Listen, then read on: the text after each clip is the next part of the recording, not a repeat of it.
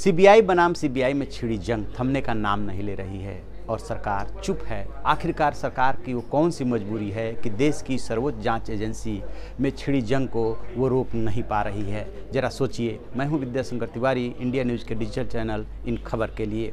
दरअसल सरकार की जो मजबूरी आ रही है वो आ रही है सीबीआई डायरेक्टर के कार्यकाल को लेकर के। सीबीआई के जो इस समय डायरेक्टर आलोक वर्मा हैं वो सरकार की स्वाभाविक पसंद कभी नहीं थे। अपनी नियुक्ति के समय से लेकर के आज तक सीबीआई डायरेक्टर की जो नियुक्ति की प्रक्रिया है वो 3 सदस्यों की कमेटी डायरेक्टर का चुनाव करती है। उसमें प्रधानमंत्री, चीफ जस्टिस ऑफ इंडिया या उनका कोई प्रतिनिधि और विपक्ष का नेता शामिल होता है।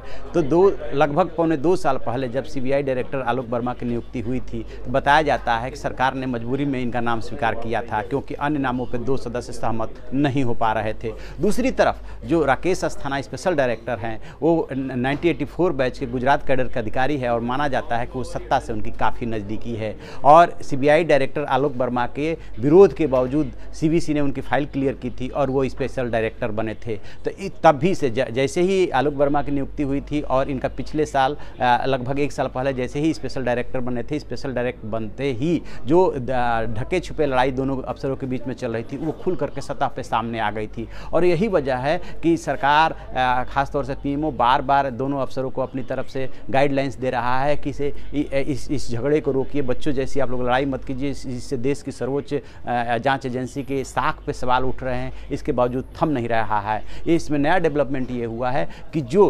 सीबीआई डायरेक्टर आलोक वर्मा के पहल पे स्पेशल डायरेक्टर राकेश अस्थाना के खिलाफ एफआईआर हुई थी, उसके पहले 24 अगस्त को जो राकेश अस्थाना ने पत्र लिखा था सीवीसी और कैबिनेट सेक्रेटरी को, वो पत्र अब सोशल मीडिया में वायरल हो रहा है जिसमें उन्होंने डायरेक्टर आलोक वर्मा समेत जो एक और अधिकारी हैं अरुण शर्मा, उनको लेकर के और ढेर सारे उसमें आरोपी हैं, वो सारा सब कुछ बाहर आ गया है। तो एक तरह से अभी तक जो सीबीआई में सब कुछ ढके छिपे चलता था, बहुत सीक्रेसी रहती थी, वो सब बाहर आ गया है। और दूसरी ओर डिप्टी एसपी की गिरफ्तारी के बाद बताया जाता है कि वो डिप्टी एसपी देवेंद्र कुमार जो है अस्थाना के काफ़ी नज़दीक है। उनकी गिरफ्तारी के बाद ये अब कयास लगाए जाने लगे हैं कि आखिरकार राकेश अस्थाना के खिलाफ कौन सी कार्रवाई होगी।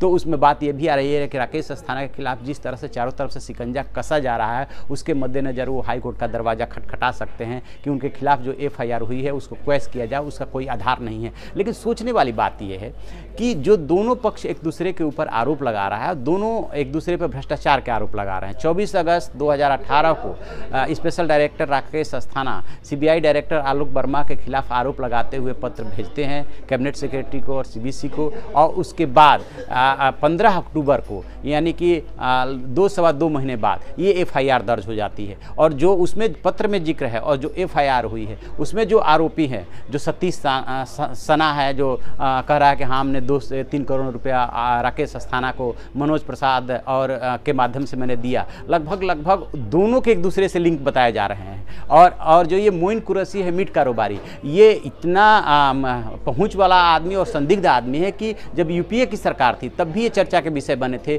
और 2 तत्कालीन सीबीआई डायरेक्टर एपी सिंह और रंजीत सिन्हा दोनों डायरेक्टरों पे इस मीट कारोबारी से संबंध होने के लेकर के आरोप लगे। व्हाट्सएप चैट वगैरह पकड़ा गया, मामला सुप्रीम कोर्ट में गया था और उसके बाद से जो है उसके खिलाफ जांच बैठी थी। अब वो जांच सीबीआई के अलावा जो है ईडी में भी चल रही है और पीएमएलए के तहत, और वही एक बार फिर जो है मीट कारोबारी मोइन कुरैशी जो है विवाद का कारण बना है, दोनों अफसरों पर छींटाकसी का कारण बना है।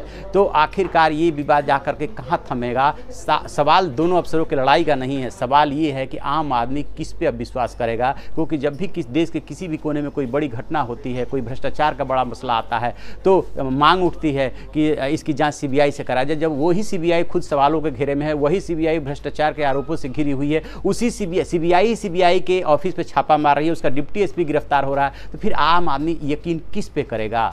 आप ऐसी खबरों के लिए देखते रहिए हमारा डिजिटल चैनल इन खबर और उसे सब्सक्राइब कीजिए।